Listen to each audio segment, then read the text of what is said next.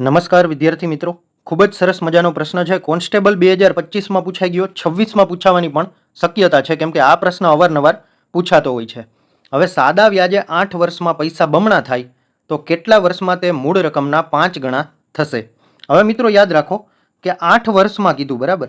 શું કીધું? તો કે બમણા થઈ જાય છે. એનો મતલબ આપણી પાસે 100 રૂપિયા હતા, એ 8 વર્ષે 200 થઈ ગયા.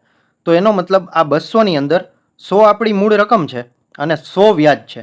એનો મતલબ 100 મૂળ મૂડી હતી અને 100 વ્યાજ મળ્યું એટલે 200 થઈ ગયા ટોટલ, બરાબર. તો હવે સાદા વ્યાજની વાત હોય ત્યારે સૂત્ર યાદ રાખજો, સાદા વ્યાજનું I બરાબર PRNના છેદમાં 100. હવે આ N છે એ વર્ષ છે, R છે એ વ્યાજનો દર છે, આ P મૂળ મુદ્દલ છે અને I છે એ વ્યાજ છે, બરાબર. તો હવે આપણા જે 100 વાળા 200 થતા હતા એટલે કે મૂળ મુદ્દલ 100 હતી અને 200 થઈ જતા હતા એટલે કે 100 રૂપિયા વ્યાજ મળતું હતું. તો હવે I બરાબર PRNના છેદમાં 100, બરાબર. હવે 100 રૂપિયા વ્યાજ મળ્યું, 100 મૂળ રકમ હતી, R એટલે કે વ્યાજનો દર આપણને ખબર નથી, બમણા થતા હતા 8 વર્ષે એટલે એની જગ્યાએ 8 લખશું, છેદમાં આવી જશે 100. આ 100 કેન્સલ થઈ જશે, આ 8 રહ્યા છેદમાં આવી જશે, ગુણાકારમાંથી સામેની બાજુ ભાગાકાર, એટલે કે આપણને R વ્યાજનો દર મળી ગયો 100ના છેદમાં 8 એટલે કે 12.5%. હવે આપણે રકમને 5 ગણી કરવી છે એટલે આપણે 100 વાળા 500 કરવા છે. એમાંથી 100 તો આપણા રહેશે, મૂળ રકમ P, અને 400 રૂપિયા વ્યાજ મળશે એટલે I 400 થશે.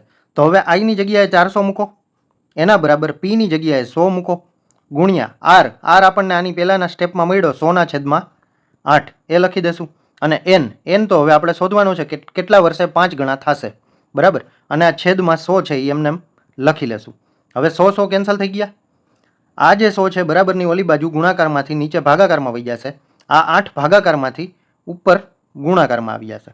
હવે 100 ચોક 400 અને 4 ગુણ્યા 8 કરો એટલે કેટલા થઈ જાય મિત્રો? 32 થઈ જશે. તો એનો મતલબ આપણને N મળ્યો, કેટલો મળ્યો? તો કે 32 મળી ગયો.